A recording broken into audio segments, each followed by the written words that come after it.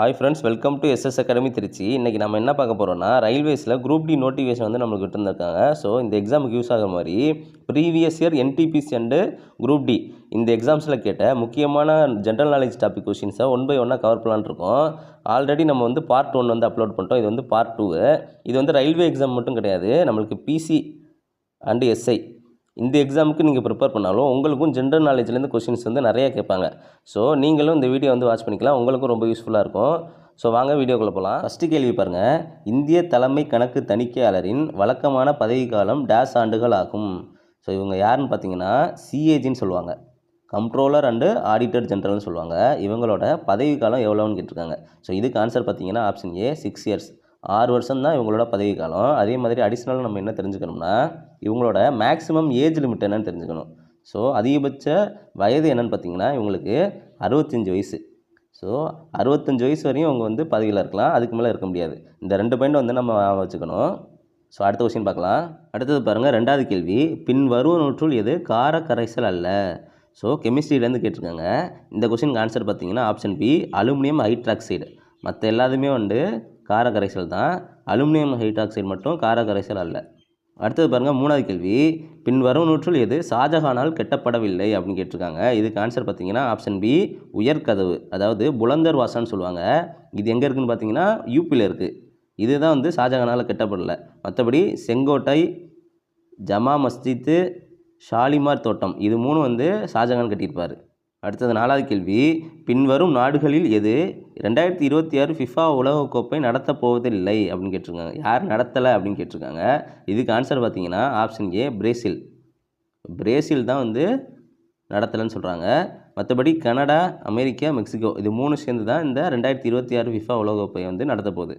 அடுத்தது பாருங்கள், 5வது கேள்வி. முழுமையான புரட்சி என்ற முழக்கத்தை உருவாக்கியவர் யார்? அதாவது முழுமையான புரட்சி அப்படிங்கிற டேர்மை வந்து ஃபஸ்ட்டு காயின் பண்ணவர் யார் அப்படின்னு கேட்டிருக்காங்க.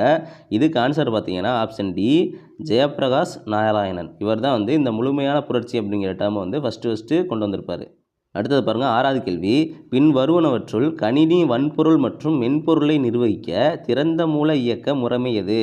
அதாவது குரூப் டியில் வந்து நம்மளுக்கு ஒரு கொஷின் வந்து கம்ப்யூட்டர்லேருந்து கேட்டிருப்பாங்க, அந்த கொஷின் தான் இது. இதுக்கு ஆன்சர் பார்த்தீங்கன்னா ஆப்ஷன் ஏ லினக்ஸ். அடுத்தது பாருங்கள், 7வது கேள்வி. மனித உடலின் ஆற்றல் தேவைகளை அளவிடுவதற்கு பயன்படும் அளவீட்டு அலகு எது?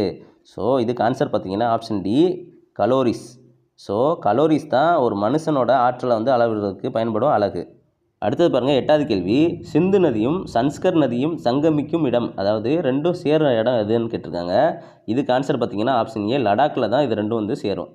அடுத்தது பாருங்கள், 9வது கேள்வி. ஹேக் ப்ரூஃப் தகவல் தொடர்பை நிறுவ உலகின் முதல் குவாண்டம் செயற்கைக்கோளை எந்த நாடு ஏவியுள்ளது? அதாவது குவாண்டம் செயற்கைக்கோளை எந்த நாடு ஏவி இருக்குது அப்படின்னு கேட்டிருக்காங்க. இதுக்கு ஆன்சர் பார்த்தீங்கன்னா ஆப்ஷன் சி சைனா. அடுத்தது பாருங்கள், 10வது கேள்வி.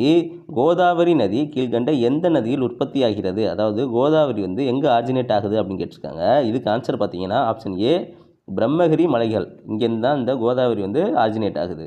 அடுத்தது பாருங்கள், 11வது கேள்வி. பிரதான் மந்திரி ஸ்வஸ்திய சுரக்ஷா யோஜனா டேஸாம் ஆண்டு தொடங்கப்பட்டது? அதாவது பிஎம்எஸ்எஸ்ஒய்ன்னு சொல்லுவாங்க. இது வந்து எப்போ ஸ்டார்ட் பண்ணாங்க அப்படின்னு கேட்டிருக்காங்க. இது வந்து ஸ்கீம்ஸ்லேருந்து கேட்டிருக்காங்க இந்த கொஷின். இதுக்கு ஆன்சர் பார்த்தீங்கன்னா ஆப்ஷன் டி 2003. ஸோ குரூப் டிக்கு வந்து நீங்கள் டோட்டலாக ஸ்கீம்ஸ் வந்து படிக்கணும். சென்ட்ரல் கவர்மெண்ட் ஸ்கீம்ஸை வந்து மொத்தமாக நீங்கள் படிக்கணும். நான் வந்து ஃப்யூச்சரில் அந்த வீடியோ வந்து அப்லோட் பண்ணுறேன், அதை வந்து பார்த்துக்கோங்க.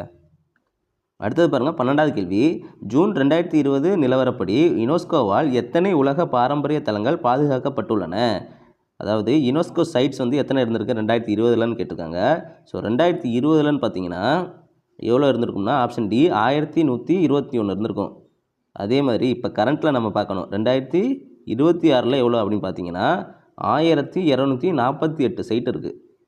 அடுத்தது பாருங்கள், 13வது கேள்வி. இந்திய அரசியலமைப்பு சட்டத்தின் முதல் திருத்தமானது டேஸாம் ஆண்டு கொண்டு வரப்பட்டது?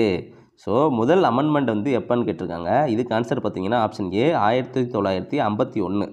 1951 தான் ஃபஸ்ட்டு அமெண்ட்மெண்ட் இருந்திருக்கும். ஃபஸ்ட்டு அமெண்ட்மெண்ட்டு இதில் வந்து என்ன மெயினாக சொல்லியிருப்பாங்கன்னா, ஃபஸ்ட்டு பாயிண்ட்டு ஆர்டிகல் 19 வந்து சம் சேஞ்சஸ் வந்து கொண்டு வந்திருப்பாங்க. ஆர்டிகல் 19 சில சேஞ்சஸ் கொண்டு வந்திருப்பாங்க. அதே மாதிரி 2வது பாயிண்ட்டு லேண்ட் ரிஃபார்ம்ஸ்க்காக 9th ஷெடியூலை வந்து இம்ப்ளிமெண்ட் பண்ணியிருப்பாங்க. 9th ஷெடியூல் வந்து உள்ளே வந்திருக்கும். ஸோ இது ரெண்டும் வந்து ரொம்ப இம்பார்ட்டண்ட்டு, இதை பார்த்துக்கோங்க. அடுத்தது பாருங்கள், 14வது கேள்வி. இயற்பியலின் எந்த பிரிவு நிலையான பாய்மங்களின் பண்புகளை கையாளுகிறது? ஸோ இதுக்கு ஆன்சர் பார்த்தீங்கன்னா ஆப்ஷன் பி நீர்ம நிலையியல். அடுத்தது பாருங்கள், லாஸ்ட் கொஸ்டின் 15வது கொஸ்டின். ராஜா ரவிவர்மா ஒரு பிரபலமான டேஸாக இருந்தார். ஸோ இந்த கொஸ்டினுக்கு ஆன்சர் பார்த்தீங்கன்னா ஆப்ஷன் பி ஓவியராக இருந்திருப்பார். இவர் ஒரு பிரபலமான ஓவியராக இருந்திருப்பார். ஸோ அவ்வளோதான் ஃப்ரெண்ட்ஸ், இன்றைக்கான வீடியோ வந்து கம்ப்ளீட் ஆகுது. இந்த வீடியோக்கான பிடிஎஃப் வேணும்னா கீழே தெரிகிற இந்த நம்பருக்கு வந்து வாட்ஸ்அப் பண்ணுங்கள். நான் வந்து பிடிஎஃப் வந்து சென்ட் பண்ணி விட்றேன். ஓகே ஃப்ரெண்ட்ஸ், கன்டினியூஸாக படிச்சுக்கிட்டே இருங்க. All the best. தேங்க்யூ.